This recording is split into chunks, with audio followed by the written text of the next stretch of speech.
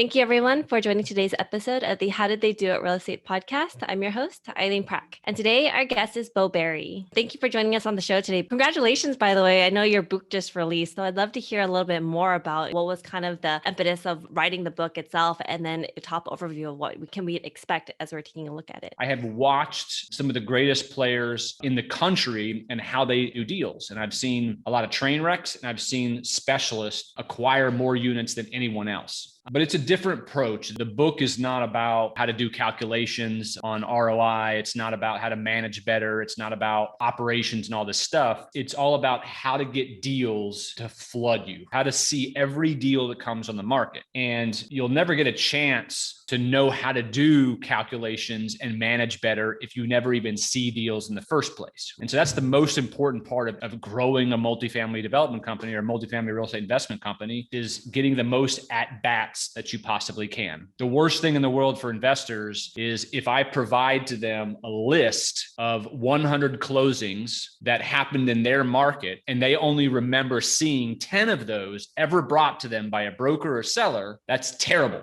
That's the worst feeling, because you know that the other 90 times other brokers and sellers weren't even thinking about you. You weren't even on their list. And so this book goes through all kinds of strategies and literally step-by-step on how to become someone as an investor that myself as a broker and others in the referral business are yearning to bring you deals, are yearning to do business with you. That's an interesting way to put it, because sometimes on the other side of the table as an investor, it's the brokers who hold the key to getting you those good deals, right? Yeah. What are some of the ways to kind of differentiate yourself to make sure that you're the most memorable? For instance, in the northern half of Florida, there are about 60 full-time multifamily brokers. I'll use these numbers for Florida, but it's roughly the same percentage-wise in different markets. The point is, there's a very small number of brokers that control the market. And you know how the 80-20 rule works. 20% of those 60 brokers or 12 brokers are doing the vast majority of the volume. You want to make sure you're doing business with all 60, because the more brokers you could have fall in love with you, the more deals you're going to see. One of the ways you become attractive, you put on automation in your CRM, contacting them. What happens is when you don't automate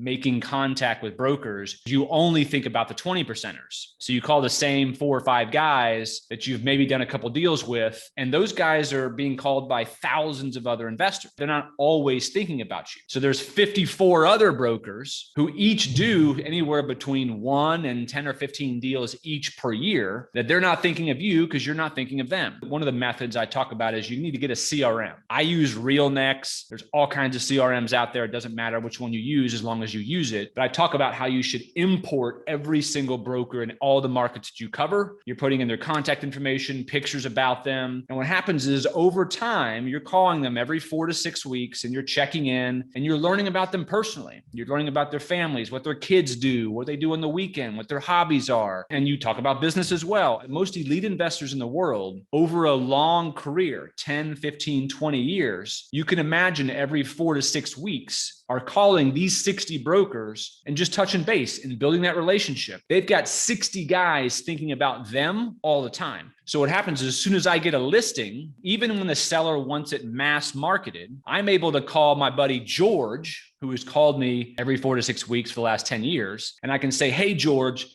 guess what? Such and such just called me. They own such and such apartments over on Main Street. I'm going to have to mass market it, but I can give you a few weeks heads up while I put together marketing materials and put all the financials together. I can't share that stuff with you yet because it's a confidentiality thing. You can at least begin driving by it, looking at pictures, looking at floor plans, developing your models. And so what happens is a lot of these brokers will give these guys 10, 15, 20 of these guys heads up 3 weeks ahead of time. So that when it comes on the market, offers are coming in. That's when a dozen offers come in 6 days. And all the other buyers are like, how do you have offers in 6? That's insane. That doesn't make any sense on a $25 million deal. There's no way someone could have turned in an offer. Like, well, they got a month head start. That's just one method, but it's not just a constant contact with brokers, but it's also how you operate in the transaction. So I talk a lot about in the book about reputation. Reputation is everything in this business. It's really everything in a lot of businesses. When you're in a transaction, not retrading and not belittling people and not talking bad about the property, there's all kinds of fantastic stories and examples I give in the book, but all of this goes into your reputation. And what everyone misunderstands is how many people are watching how you participate. So it's not just the broker who sees that you retraded a price or that you did something that was distasteful in a transaction. It's the seller, it's the property manager, it's the attorney, it's the phase one guy you called, it's the title people. All these people are watching the way you operate. And if you screw it up,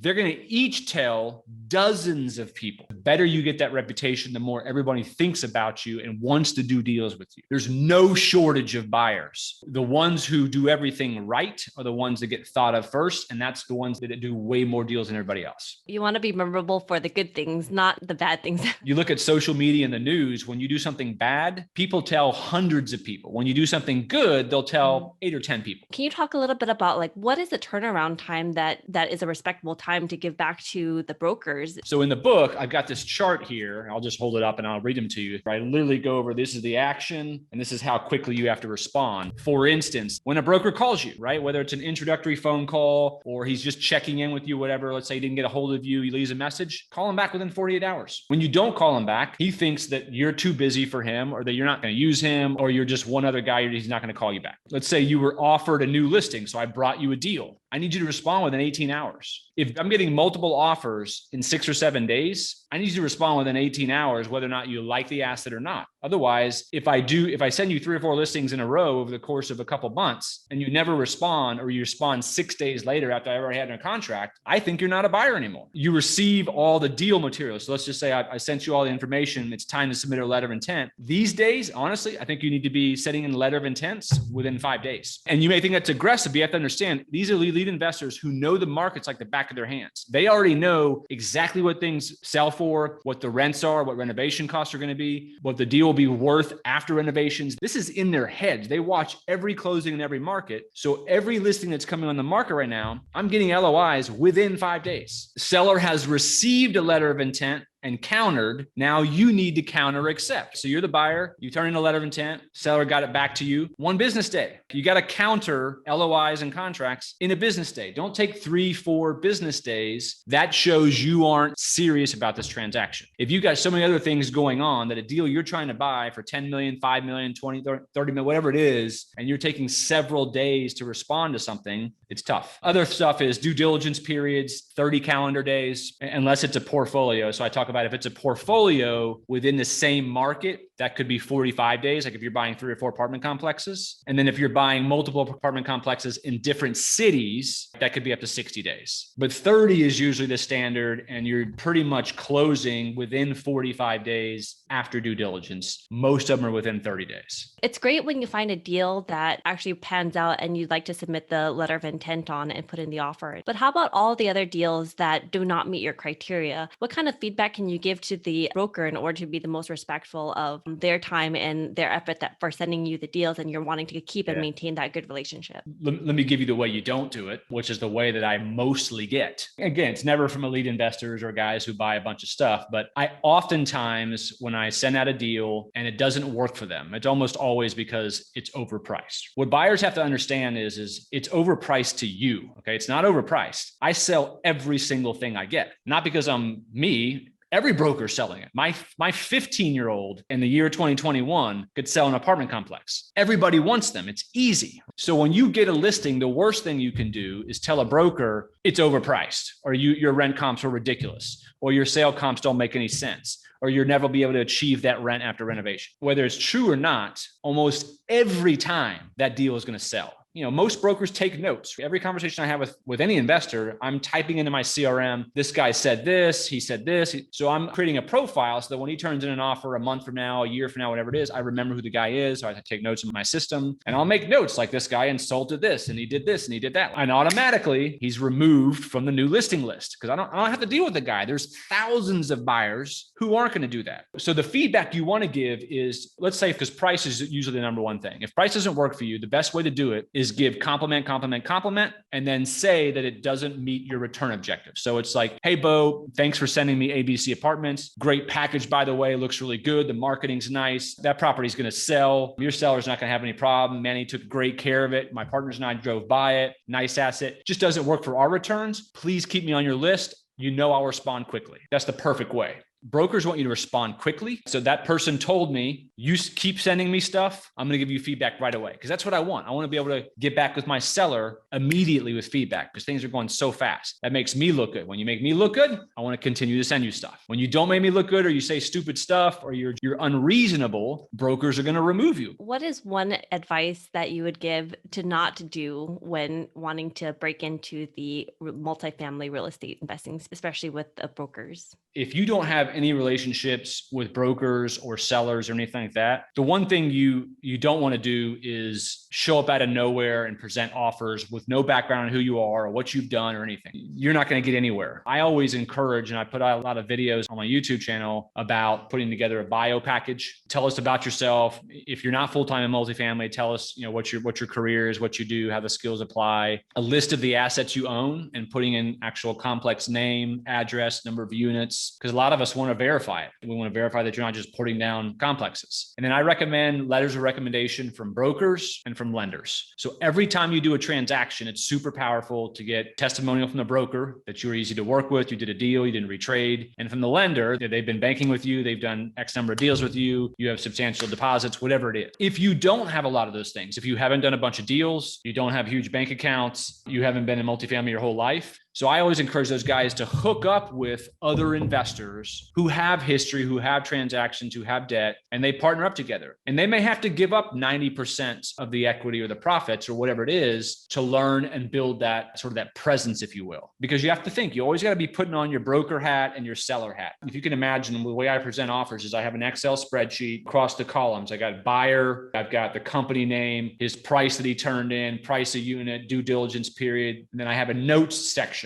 And in the notes section is where I'm telling my seller about this buyer. This guy owns 300 units, 200 of them are right next to the subject property. This is what he does for a living. He was really easy to work with. He presented this bio package, see the attachment. So all this stuff, I'm trying to give as much information to my seller as possible so that we can make good decisions together. And then when we get together on the phone to go over the spreadsheet, then I dive even deeper to the notes section. To what not to do is be a ghost. And you really got to put yourself out there, because if you're just one row in an Excel spreadsheet and I have blank for your notes, you're not getting it. Thank you, Beau. And so now you've started your own brokerage firm, Beau, and you've released your new book. What is really next for you and what are you looking to do? At some point in the future, I would like to create more of a membership-based training platform that can show investors how to add units like crazy and counseling them in part about what we're talking about on this podcast and walk them through situations on how to handle different things that where they can really knock down a lot of units. Brokers have the benefit of watching some of these incredible guys and how they do business, and we watch the behind the scenes of what they do in order to attract deals to them. But you lead investors, I know, they never make phone calls to sellers. They're not sending letters and making cold calls and driving by some property and seeing tall grass and trying to call on it. They're so busy networking with brokers and other referral sources, and they're just busy as hell looking at all the deals that have been brought to them that no one else has even seen yet. That's what you want, and that's what I want for you.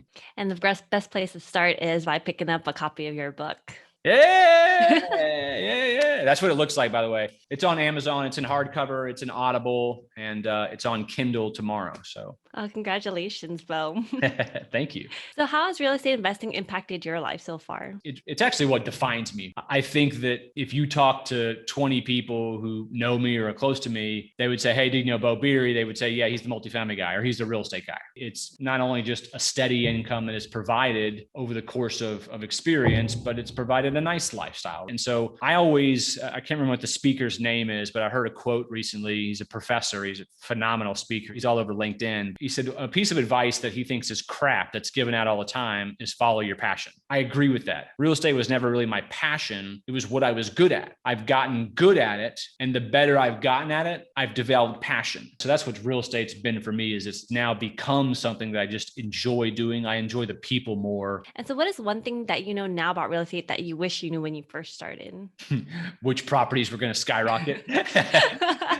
No, All of us wish we had that crystal 8 ball. so I have the way I do business is all of my customers or everyone who owns real estate is in my CRM, and I have them ranked A, B, and C. I think a lot of brokers do something similar, and it's really just it's trying to get efficient with my time. The C investors are the guys who don't give me the time of day. They're not going to return my phone calls, so I don't want to spend a bunch of time, even if they own 40,000 units, calling them. The B's know me, they like me, they don't necessarily are in love with me. They won't choose me every time. They don't buy a whole lot of deals, but I do deals with them. And then my rank A customers, which represent about 10% of everyone who owns every complex, that's who I do all my business with. So for me, that's about 145 people that I regularly trade with or do business with. I'm saved in their cell phone. They're saved in mine. We talk about family, hobbies. We hang out on the weekends sometimes. We do deals together. That's where I make my living. And of that 145, there's about 24 of them that are super high traders. They're doing lots of transactions per year, and they're mostly using me or mostly consulting with me. I wish that sort of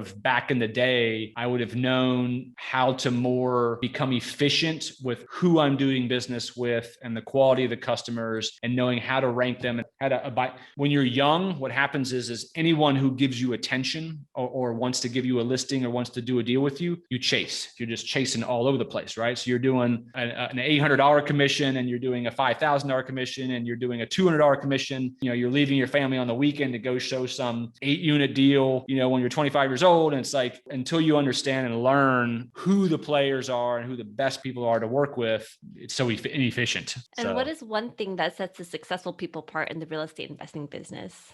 I think first, it's going back to that first question, doing something that you're good at, not doing something that you're passionate about. If what you're good at is what you're passionate about, sure. But most people who are phenomenal at what they do, it wasn't something that they just were in love with to begin with. They were just really good at it, and they kept on it, and they developed a passion. I also think a relentless self-discipline. I have a very monotonous day. I do the same things every single day at the same time. I wake up at the same exact time. I go to the gym at the same time. I eat the same foods every time. I figure out the things that are successful, no matter how boring they are or mundane. My phone calls at a certain time of day, all that stuff. I do it day after day after day, year after year. And now I'm 21 years in the business, and I just keep doing it. And some people need more variety. And the people who need more variety, they bounce to different jobs, and they're going here and they're going there, and they never really get good at anything. And so self-discipline, I think, is super important, and really just staying in the same career. I think a lot of young people, the 20s and early 30s, they're bouncing here and they're bouncing there. And if you just stay there and you build your craft, or if you started your own brokerage, whatever it is, just keep doing it, keep doing it, keep doing it. There's going to be down years, but if you really stick with something, you can get phenomenal at it. It's an uphill climb, but you reach this point where you get to the top of the hill, and then it's just smooth sailing, right? I mean, as long as you stay with the momentum. We talked a little bit about the importance of getting a CRM and utilizing that to making sure that you're keeping contact with the brokers. But are there any other tools or techniques that you use that you'd like to share that have helped you in your personal or business life? Yeah, an assistant is a must. You think about all the day-to-day administrative things that, not just me as a broker, but if you're an investor, whatever you are, you're an appraiser, property manager, there's so many things that just slow you down. And I remember when I first got an assistant a long time ago, like, it was a big jump to be paying someone a salary, to have someone responsible, that you're responsible for. My coach always told me, you never want to wait until you need someone. You want to plan in advance for that need. But it was one of the best jumps I made. So I would say getting help. Otherwise, if you don't have an assistant, you are the assistant. You are the admin person. A coach and a mentor is super huge. That was the best move I ever made, was getting a coach. I farm out a lot of stuff. I've got a company I use called Bestbard Analytics. They're phenomenal. All they do is underwriting. They can do lease abstracts. They can do underwriting of assets. And so sometimes I'll farm things out to them. I farm out contact information, my website stuff, all kinds of odd jobs. And the other thing that has been really, really helpful for me is I have a hired driver. There's a lot of people out there that for 15, 20 bucks an hour who are good drivers. It's either college kids. It could be retired limo drivers. I have a retired limo driver. I have a bunch of interns. I have college kids. And so I have a stable of about 11 people that I can call on anytime. And what happens is anytime I have to go outside of the market,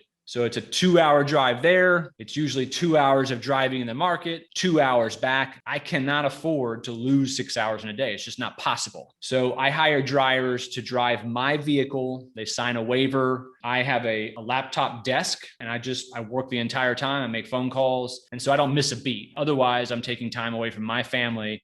Thank you so much. And so I'd love to hear if you can please share also if our listeners wanted to find out more about you and what you do, where can they go, Beau? 2 places, beaubeery.com. So it's BeauBeery.com. And what you'll find there is if you go to the resources tab at the top, what happens is it'll drop down all the markets I cover.